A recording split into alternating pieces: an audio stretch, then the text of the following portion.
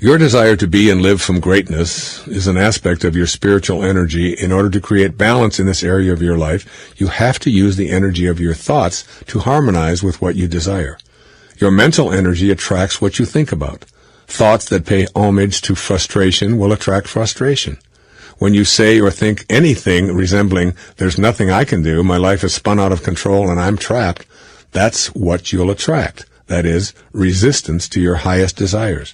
Every thought of frustration is like purchasing a ticket for more frustration.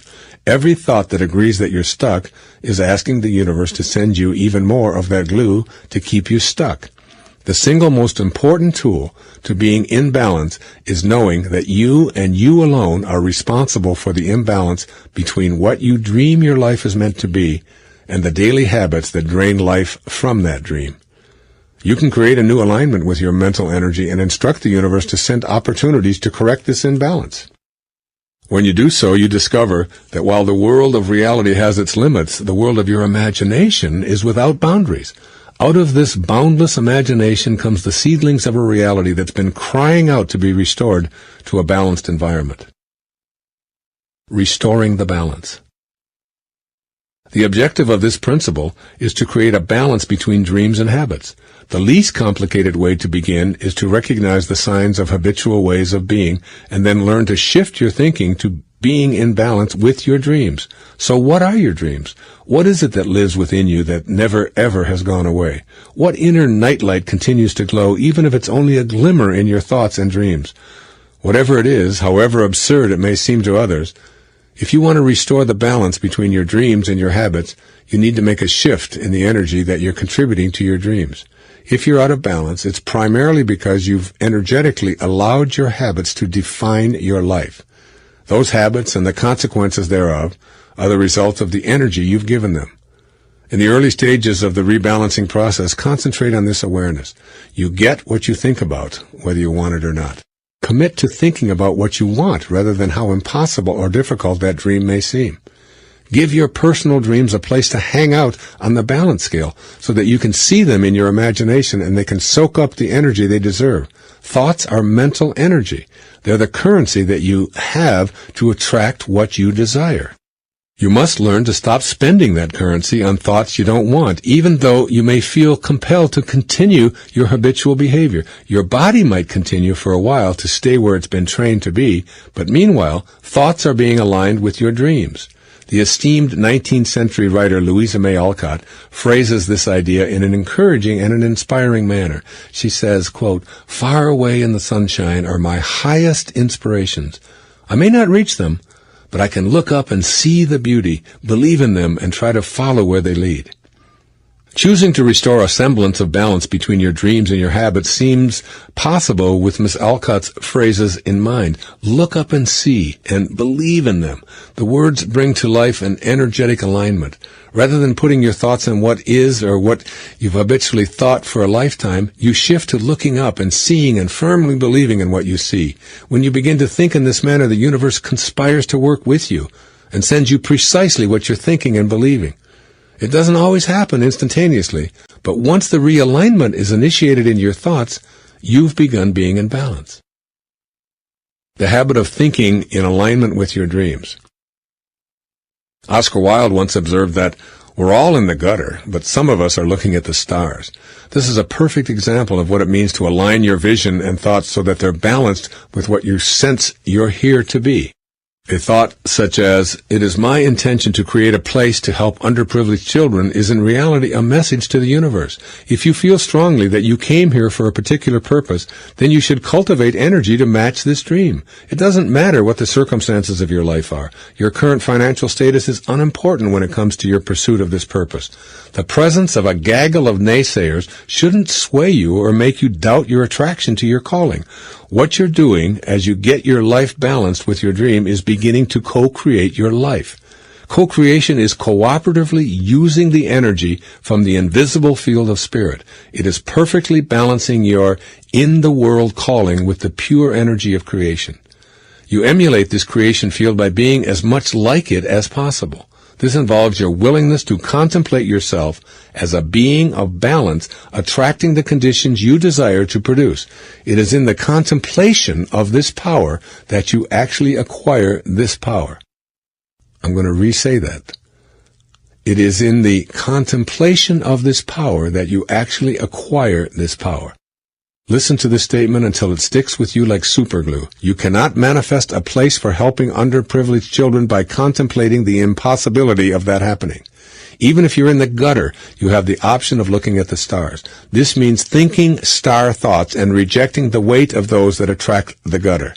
Your balance point is a certainty that you affirm with thoughts along the lines of, I know it, I desire it, it's on its way, nothing can stop it, and there's nothing for me to be upset about. This alignment will completely turn your world around. The universe is based on a law of attraction. You begin seeing the universe conspiring with you to attract the right people, the right finances, and the seemingly synchronistic events to turn your dreams into reality here and now. When you're balanced with thoughts of deserving this cooperation from the world of spirit, you actively engage in bringing it about. You're enjoying the lightness of being in balance with the creative energy of life. It's no longer possible to sit around complaining or feeling frustrated. You are energized. Why? Because you're balanced with the source of all creation. And just like it, you access creativity by attracting all that you need with your thoughts. It just doesn't work if you're in a state of imbalance, complaining, living in fear, or expecting the worst.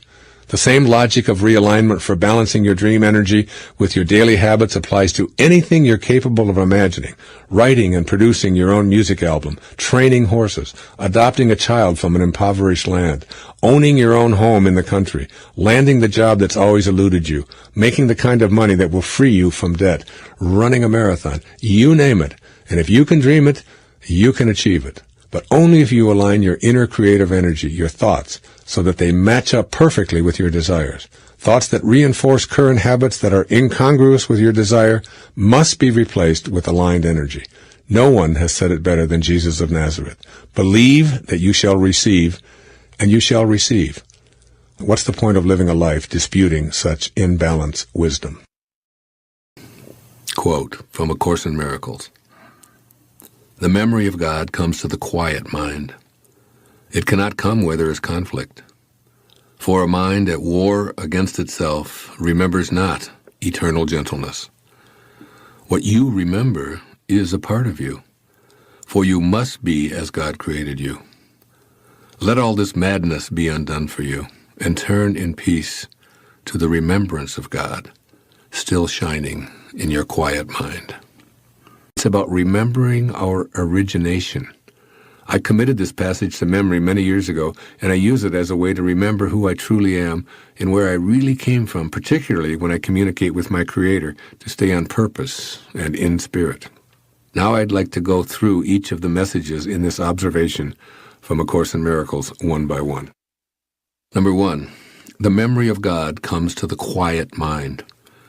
We came from a quiet, peaceful place. That's the very essence of creation. So when our mind is filled with noisy dialogue, we shut out the possibility of remembering our spirit. Incessant chatter keeps us attached to the physical world and produces anxiety, stress, fear, worry, and so many of the emotional reactions that are decidedly removed from God realization.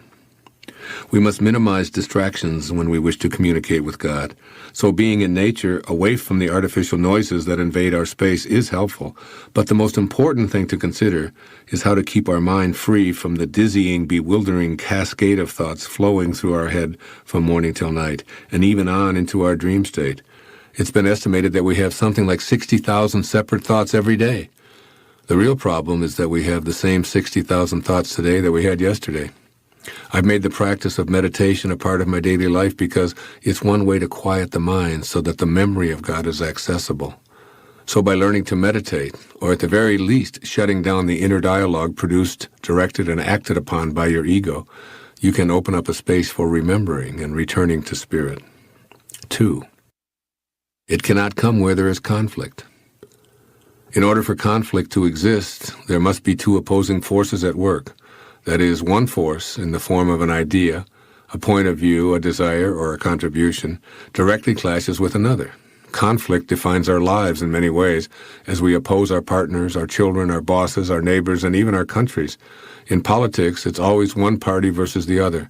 And the entertainment industry portrays battling points of view that are usually turned into violent scenes. Essentially, conflict requires two-ness. However, remembering where we came from involves our returning to the oneness of being in spirit. After all, there are no battling powers in the divine realm of spirit. There's only perfect oneness. And this is what we want to rejoin. We want to become one again with our Creator. And we can't retrieve this memory of God with a mind in conflict in any way. 3. For a mind at war against itself remembers not eternal gentleness. The second part of this teaching from A Course in Miracles reinforces that a combative mind cannot remember where it once resided in eternal gentleness. Obviously, you can't wage war and simultaneously focus on peace and gentleness, and it is eternal gentleness that you want to remember and rejoin. It's really quite simple to do this. Just close down the battlefield and surrender. Remove all of the artillery, send the soldiers home, and replace the instruments of war in your mind with thoughts of peace, tranquility, and surrender. Making your mind a place of peace is achieved by your own will, so steadfastly refusing to have thoughts of conflict allows you to activate the glory of remembering your spirit. 4. The fourth part of this quote. What you remember is a part of you. Every memory I have is me. What a glorious feeling it is to know this. We each have the power to retrieve any piece of ourselves that we desire and to experience it right here, right now, in this present moment. The great Danish theologian Søren Kierkegaard once observed that life can only be understood backwards, but it must be lived forwards. In other words, if we can't go back and remember the spiritual bliss that defined us before the beginning, we've really abandoned a part of ourselves. As we move into communion with God, we must know that our inability to remember our spiritual origins is another way of really saying, quote, I'm unable to know myself because I have no recollection or memory of my spirit, unquote. In fact, the corollary of this line from A Course in Miracles that we're processing right now would be, what you don't remember is not a part of you. In other words, if we fail to remember spirit, then obviously it isn't a part of us. And 5, for you must be as God created you.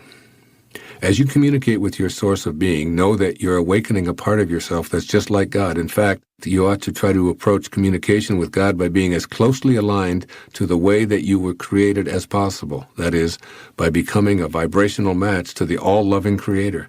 Come to the quiet moments in consultation with God in love, in peace, and without judgment. As A Course in Miracles is saying, you must be as you were created. So why put on a false mask and pretend to be anything or anyone else? In this way, you can open the channel of communication because you finally remembered to be the way you were created. And that's the key to effective prayer. And as Gandhi once said, prayer is not an old woman's idle amusement. Properly understood and applied, it's the most potent instrument of action. And 6, let all this madness be undone for you, and turn in peace to the remembrance of God still shining in your quiet mind. Let's take the 3 suggestions in this teaching one at a time.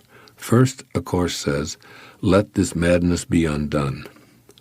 The madness here is that of living in a state of conflict. In other words, we must make an attempt to transcend the dichotomies of our life because the division creates so much suffering and keeps us from living an inspired life. I remember a Ram Dass lecture in which he said, I firmly come to the conclusion that there are no thems for me anymore. I can't be told who to hate, who to fight, who to subdue. I only see an us in my heart. All those messages to divvy up our world are insane. All our self-centeredness just drives our ego's insatiable appetite for making us special and putting other people down. The Course encourages us to be done with this madness once and for all, both in our minds and in our actions. And second, we're told to turn in peace to the remembrance of God. Once again, we know in our heart that we came from a place of peace. So any discord can't be the result of our Creator's actions. God cannot come to us when we pray from non-peace, so the solution is to return to the remembrance of Him and ask to be made an instrument of His peace. When I find myself out of sorts, I remember. And what I remember is to turn to peace right now in prayer. I become peace, rather than anguish, and I feel the calmness I long for come over me like a wave of pleasurable relief. The most important thing that you will gain from cultivating unconditional love will be freedom from hate and violence. When these thoughts are removed, you discover the presence of joy and peace. This is an automatic reaction to unconditional love because you are in harmony with the creative source. The ego identifies you primarily as a physical body, separate from God, and in need of constant stroking to massage your self-importance. When you simply say this is an illusion and it doesn't really exist, those ideas are replaced with unconditional love, and the joy you experience is really the denial of the false and an affirmation of the truth of your being. You are absolutely free when you are not consumed with your self-importance. You are free when you no longer need to be stroked, coddled, and approved of by everyone you meet. There is a great sense of joy in feeling free. Think of times when you have felt the freest in your life, when the pressures to perform are off, when you are walking in nature, when you are in solitude and communing with God. Joy, freedom, and unconditional love are inseparable. They flow from the experience of each other. To be joyful is to hold on to nothing and to have no restrictions. This is also the feeling of freedom, and it is a result of embracing the unconditional love of the divine energy that is the center of your being. This is not to say that one ought not to enjoy a massage, a delicious meal, lovemaking, and all of the pleasures of the body, but it is the mind that is processing and allowing you to experience the pleasure. It is the mind that makes it real. Your purpose is to align your mind with the unconditional love that is the divine source of all material things, including your body. With that alignment comes joy and power. When one drop of water separates from the ocean, it becomes a speck that is essentially powerless and weak. But when it aligns with its source, the ocean itself, it is powerful beyond what is possible as an individual drop of ocean. And so it is with you. It's a difficult thing for our egos to contemplate this concept of oneness. Unconditional love and becoming a co-creator in your life is possible when you know that God is not separate from you.